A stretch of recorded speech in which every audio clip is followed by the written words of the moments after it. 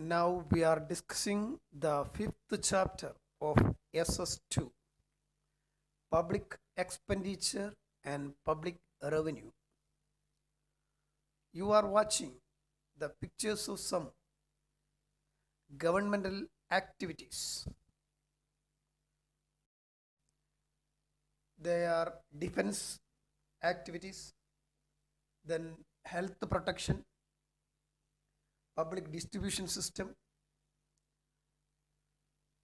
construction of roads and bridges,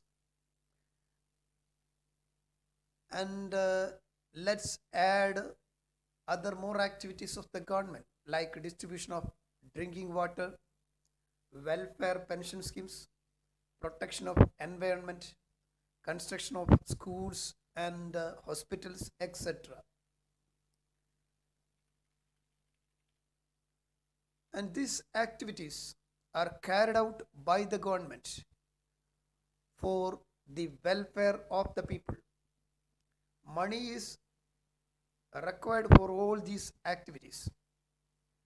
So the expenditure of the government is increased day by day. The expenditure incurred by the government is known as public expenditure.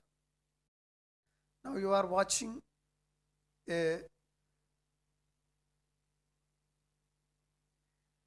graph which represents the public expenditure in India during 2010 to 2016, which explains the increase of the public expenditure. Mostly it doubled from 2010 to 16. The public expenditure can be classified into two: developmental expenditure and non-developmental expenditure. The expenditure for constructing roads, bridges, harbor, starting up new enterprises, setting up educational institutions are considered as developmental expenditures. But the expenditure for war, interest, pension, etc. are considered as non-developmental expenditure. Government should give more attention on developmental expenditure. Then let's find out the answer for the basic or fundamental question related with why does India's public expenditure increase. Look at the screen. These are the reasons behind it: increase in the defense expenditure, welfare activities, urbanization, and increase in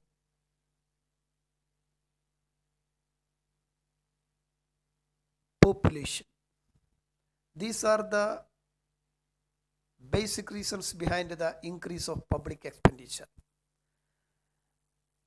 And we should get more details about the increase of population related with the expenditure of public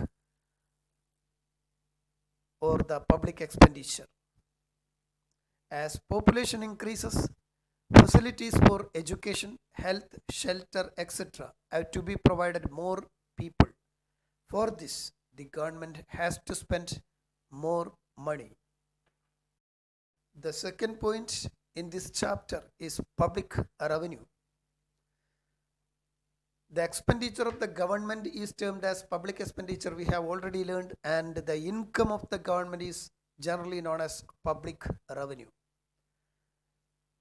There are two important sources for public revenue. They are tax revenue and non-tax revenue. Let's explain the details of taxes. Tax is a compulsory payment to the government made by the public for meeting expenditure towards welfare activities, developmental activities, etc. And these taxes are considered as the main source of the income to the government. The person who pays tax is generally known as taxpayer. There are two types of taxes. They are direct tax and indirect tax. First, direct tax. Look at the screen. There is a receipt. of land tax paid by a person. Here the burden of the tax is borne by the same person on whom the tax is imposed. These types of taxes are called as direct taxes. The unique feature of the direct tax is that the taxpayer undertakes the burden of the tax, which means the tax payee undertakes the burden of the tax. You are watching the major direct taxes in India. One is personal income tax, generally known as PI, that is personal income tax. Tax imposed on the income of individuals, and it varies according to the income of the individual, and it is based on the Income Tax Act 1961. The second major direct tax in India is corporate tax. This is the tax imposed on the net income or the profit of the companies, and it also varies due to the variation in the profit. Second type of tax, that is indirect tax. An important feature of the indirect tax is that the tax burden can be shifted from the person on whom it is imposed to another person. Look at the screen. You are watching now the MRP, maximum retail price, and in brackets there is inclusive of all taxes, which means you are paying the amount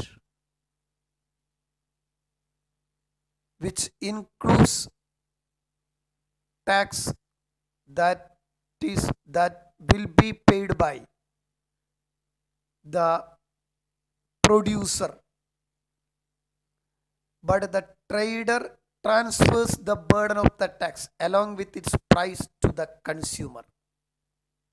The tax is included in the price. This is known as indirect tax. With a view to simplify the indirect tax system and to introduce one tax across the country, they introduced GST or Goods and Services Tax.